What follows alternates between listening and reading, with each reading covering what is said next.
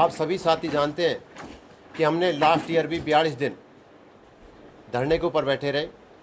सरकार ने हमारी कोई सुध भी नहीं ली और तत्कालीन मुख्यमंत्री मनोहर लाल खट्टर जी ने एक झूठा आश्वासन करके हमारे धरने को ख़त्म कराया। लेकिन सरकार ने वही दोगला काम किया।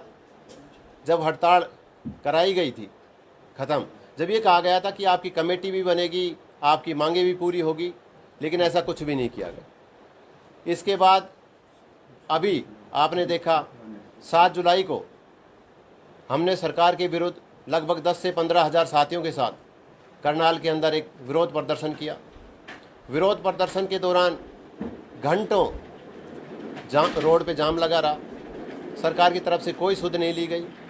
फिर सीएम साहब से मिलाया गया। सीएम साहब से वार्ता में ये कहा गया, सीएम साहब ने ये कहा कि मैं कभी मिलने के लिए किसी को मना नहीं करता, आप कभी भी आ जाइए, मैं मिलने के लिए तैयार हूँ।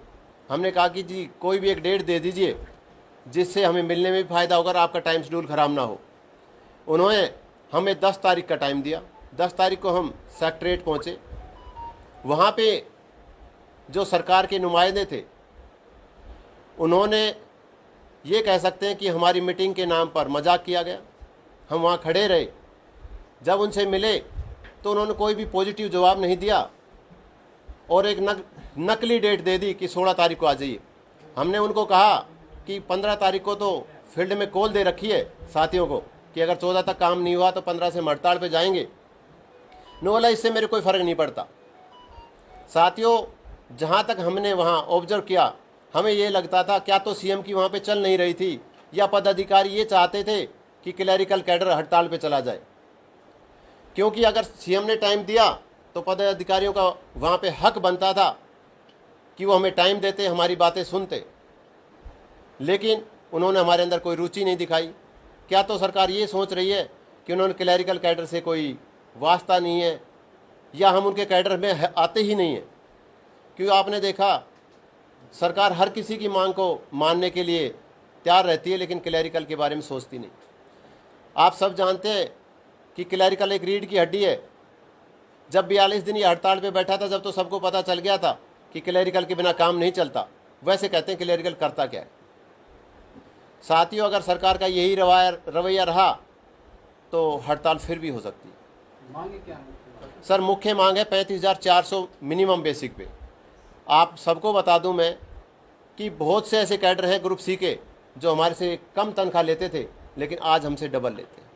मीटिंग में कौन-कौन पदाधिकारी थे वहाँ पे? जी, वहाँ पे खुल्लर साहब थे और वी उमाशंकर थे। बाकी क्या निर्णय अभी आप लोगों ने? सर, निर्णय ये लिया है कि 15 तारीख से हमारी एक पैदल यात्रा निकलेगी, साइकिल और पैदल के थ्रू, जो हरियाणा के 3 छोर से निकलेगी। एक यात्रा चलेगी नूह से, जो पलवल फरीदाबाद होती हुई रोहतक से पंचकुला की तरफ मार्च करेगी, और एक चलेगी हमारी सिरसा से जो हिसार होती हुई करनाल पहुंचेगी। एक यात्रा चलेगी महेंद्रगढ़ और चरखी दादरी से जो भिवानी होती हुई रोहतक पहुंचेगी। रोहतक से फिर ये पूरी इकट्ठी होकर यात्राएं चंडीगढ़ की तरफ मार्च करेगी। और मैं आपको बता दूं, इसी दौरान सभी जिलों में सांकेतिक धरना भी चल जाएगा। अगर सरकार का ये रवैया रहा तो अनिश्चितकालीन पूर्ण हड़ताल की तरफ हम जाने के लिए तैयार रहेंगे। ऐसा तो नहीं कि विधानसभा के चुनाव है दबाव बनाने की कोशिश हो सकता है? सर, आपने पता है आज 21,700 अगर आप पर डे की दिहाड़ी लगाएं तो एक मजदूर की भी ज़्यादा निकल जाती है। एक कर्मचारी जो दिन रात काम करता है, क्या उसकी ये सैलरी सही है? और आप सबको पता है, बता दूं मैं कि एजुकेशन, रोडवेज, हमारे बहुत से डिपार्टमेंट ऐसे हैं जिसमें एक बाबू से लगता है और बाबू से रिटायरमेंट हो जाता है।